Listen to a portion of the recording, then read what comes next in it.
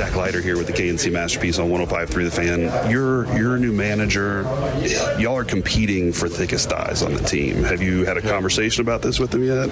No, we have not.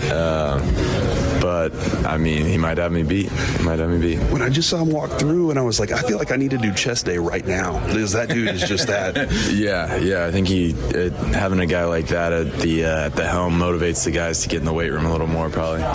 Because you can't be, like, out-yoked by your skip, right? Yeah, that's unacceptable. Now, a year ago, this man right here said he was going to do a painting for you. And yet he shows up here with no painting. Are you disappointed in him? Yeah. I mean, especially after making the promises like that, showing up empty-handed is disappointing. Last week, he goes, oh, crap, I need to make a painting for Jack. So he remembered a week out, but yet... No painting. Yeah. I have a history of stealing paintings, and my son did a really awesome painting. Would you accept that if I was able to steal it or convince him to give it to you? Yeah, I think that would be acceptable. Okay. Yeah.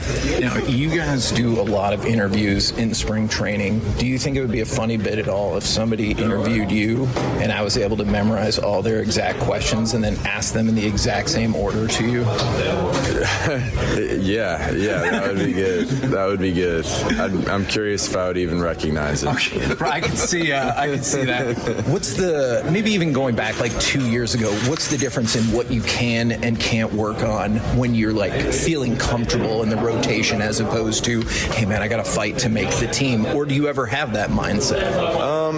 No, I would say you never want to be content in any way in this game, and you always want to push forward and keep getting better and working on the things you need to do each and every day. So I wouldn't say so.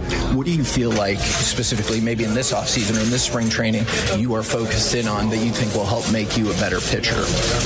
I think just becoming more unpredictable, doing a better job throwing any pitch in any count. I think that's the name of the game at this level, and it's something that I can continue to improve on. So how important is then, I guess, the scouting report on you for you to study? You know, everyone talks about the scouting reports for the batters, but the scouting report for you, how important is it to know that so you can incorporate that unpredictability? Definitely important. Definitely important to know what the hitters are looking for in certain counts and to try to do the opposite, essentially. One of the things we kind of discussed as we were watching you was you looked like you had high energy very early in the games. Like you were just, because the game's exciting and you're here. And so it's a fun thing. Is there a mindset of controlling that and having like the same mindset of the whole game? What do you feel about that? Yeah, I think so. Obviously, this is what I love to do, so I'm excited about it. But you have to control that and manage that adrenaline a lot of times, and it can be easier said than done, but it's important. That's what I mean. We go back and look at your dad too. He was an uber competitive guy, and so does that kind of like, is that same? You kind of have that same nature that he has. Yeah, I think so. I think anyone in our family would say that we're very competitive people. Okay, so like Thanksgiving's pretty. You have games that you play and stuff. Oh yeah. Anything gets competitive. Do you fall on the competitive spectrum of you hate to lose more than maybe you love to win at times? Definitely defines me for sure. Is that a tough balance? Because I'm sure it's driven you to get where you are, but at the same point, are you ever like, I need to take a second to enjoy this? Yeah. It's important to step back and reflect and appreciate the progress that you've made, but then it's kind of get back to work and get back into the process mindset. So have you taken that moment in the off season or whenever to be like, hey, good job? Beginning of the off season's a big time for that. After a long season, you kind of step back, reflect. You're not quite working out or throwing yet.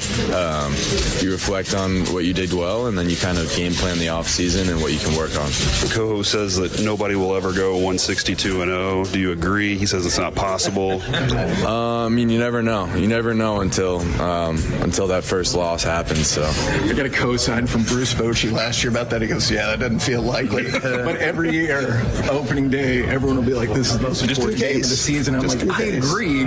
And they're like, if you lose, it might be done for. And I'm like, no to all of that. With this group, what are the capabilities? What do you foresee? What's your vision for this thing? I mean, I think it's it's, first of all, a good group of guys who want to win, guys who get along really well in the clubhouse, which I think is really important. And I think we'll rally around each other through the highs and lows, which are inevitable in 162. But I think we can go a long way if we put it together, and I'm really excited to see that. Clubhouse etiquette question, and then I got one more baseball one.